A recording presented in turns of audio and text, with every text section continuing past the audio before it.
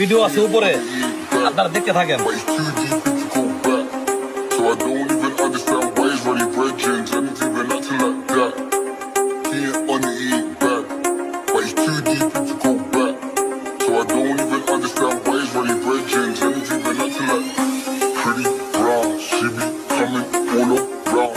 তো ভাই, আপনি যে বাউলিটা দিলেন এটা আমাদেরকে কি বুঝাইলেন?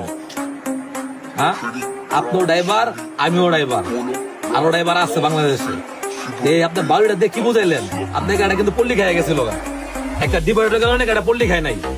আপনি খেয়াল করে দেখতেন উপরে, আপনার গাড়ি পল্লি খাই গেছিল। যে এই গাড়িটা তো আপনার না, গাড়িটা মাহাজনের। যদি গাড়ি পল্লি খাইতো যাত্রীরই, আর আপনার কি দোষ হইতো সেবকের? আপনি কি বুঝাইলেন ভাই? হ্যাঁ, আপনি তো ড্রাইভার না ভাই।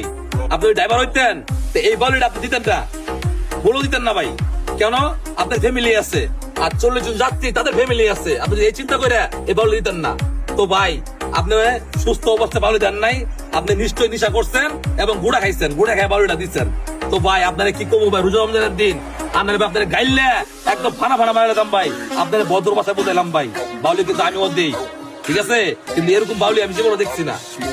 তো আপনি ভালো হয়ে যান ভাই। আর চাঁদনি গাড়ির মহাজনটা বলতেছি ভাই, আপনি কি ভিডিও দেখেন না? সে কি করছে গাড়িটা নিয়ে? আপনি দেখেন না ভিডিও? এটা শীঘ্রই ব্যবস্থা লন, কথা বলে দিলাম।